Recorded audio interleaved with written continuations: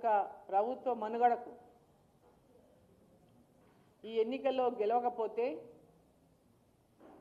ఈ రాష్ట్ర ప్రభుత్వం మనుగడకే ప్రమాదమైనటువంటి స్థితిలో కాంగ్రెస్ పార్టీ ఇవాళ ఈ ఎన్నికల్లో ఎట్లయినా గెలవాలి, భారతీయ జనతా పార్టీని అనేక రకాల ఆరోపణలతో ఈ ఎన్నికల్లో మేము గెలుపొందాలనేటటువంటి అనేక కుట్రలు వన్నుతా ఉంది.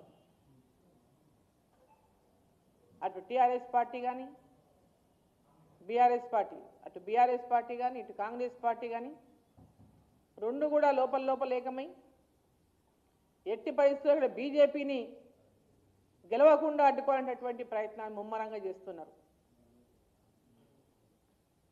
ఈరోజు ఆ భయంతోనే ఇప్పుడే వచ్చింది ఒక వార్త, అజరుద్దీన్ గారిని ఎల్లుండి మంత్రివర్గంలోకి తీసుకోబోతున్నారు, ప్రమాణ స్వీకారం చేయబోతున్నారని ఇప్పుడు ఒక వార్త వచ్చింది. అంటే వీళ్ళు ఎంతగా భయపడుతున్నారో, ఈ ఎన్నికలో పక్క 11వ తేదీ నాడు ఎన్నికలు ఉంటే జనరల్గా ఎన్నికలు జరుగుతున్నప్పుడు, ఉప ఎన్నిక జరుగుతున్నప్పుడు రాష్ట్రంలో కోడ్ అమల్లో ఉంటుంది, ఇటువంటివి చేయడానికి వీలు ఉండదు. కానీ ఇది జూబ్లీ హిల్స్ వరకే పరిమితం, ఎన్నికల కోడ్ జూబ్లీ హిల్స్ వరకే ఉంది కాబట్టి మేము మంత్రివర్గాన్ని ప్రమాణ స్వీకారం అజరుద్దీన్ గారితో చేయించవచ్చని ఈరోజు ఎల్లుండి 31వ తారీఖు 11 గంటలకు వాళ్ళు ముహూర్తం పెట్టుకున్నారనే విషయాన్ని తెలుస్తాం.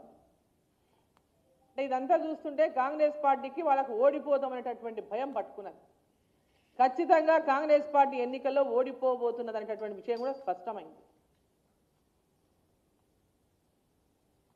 బీఆర్ఎస్ పార్టీ గతంలో అధికారంలో ఉండి 10 సంవత్సరాలు ఈ రాష్ట్రంలో పరిపాలించి ఈ రాష్ట్రాన్ని అప్పుల కూపంలోకి నెట్టేసి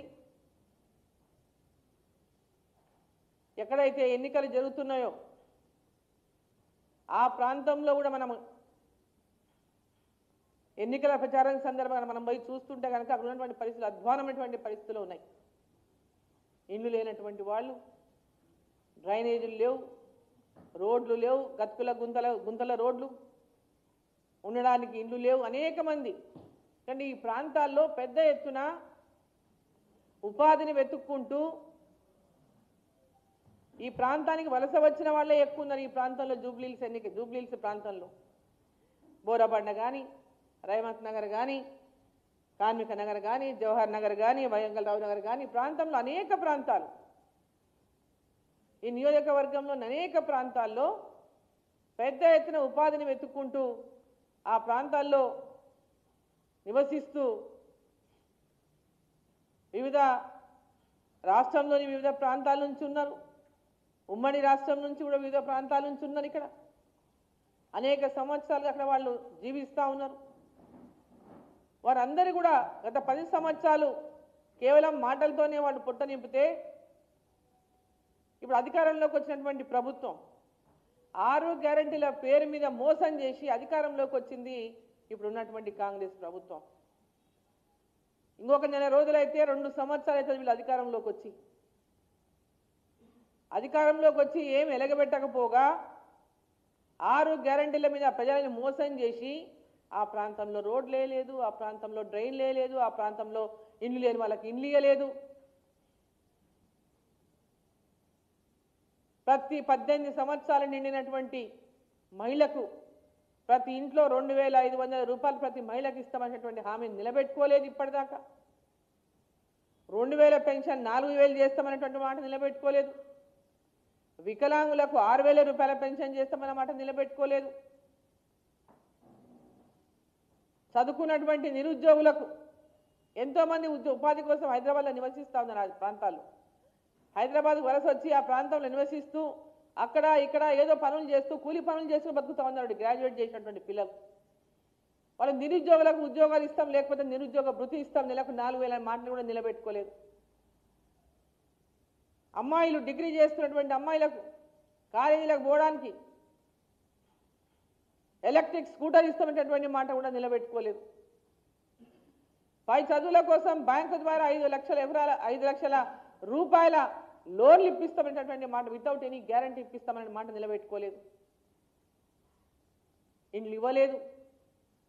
వాళ్ళు 2 బెడ్రూమ్లను ఊరించి వాళ్ళు అట్లే ఎవరికి నీడ లేకుండా చేసిపోయిండ్రు. ఇప్పుడు వచ్చిన వాళ్ళు 5 లక్షల రూపాయలు ఇల్లు 5 లక్షల రూపాయలకి ఇంటికి ఇస్తామని మాట చెప్పి పేదవాళ్ళకి ఇచ్చినటువంటి ప్రధానమంత్రి ఆవాస్ యోజన కింద ఇచ్చిన ఇండ్లను కూడా ఈనాటి దాకా పేదవాళ్ళకు అంది అయినటువంటి ప్రభుత్వం కాంగ్రెస్ ప్రభుత్వం. మరి రోజు ఏ మొహం పెట్టుకొని వీళ్ళు అక్కడ వాళ్ళకి ఓటు ఏమని అడుగుతున్నారు? వీళ్ళు ఏం ఉద్ధరించిందని చెప్పి వాళ్ళ ఓటు ఏమని అడుగుతున్నారు? ఆ జూబ్లీ హిల్స్ ఎన్నికల్లో కాంగ్రెస్ పార్టీకి ఓటు అడిగే అర్హత ఉందా? అసలు ఓటు అడిగే హక్కు ఉందా? అసలు 2 సంవత్సరాలుగా ప్రజలకు ఇచ్చిన హామీని నిలబెట్టుకోకుండా మోసం చేసినటువంటి మీకు ఆటో వాళ్ళకు సంవత్సరానికి 12,000 ఇస్తామని మాట ఇచ్చిండ్రు. ఈరోజు ఎవరికి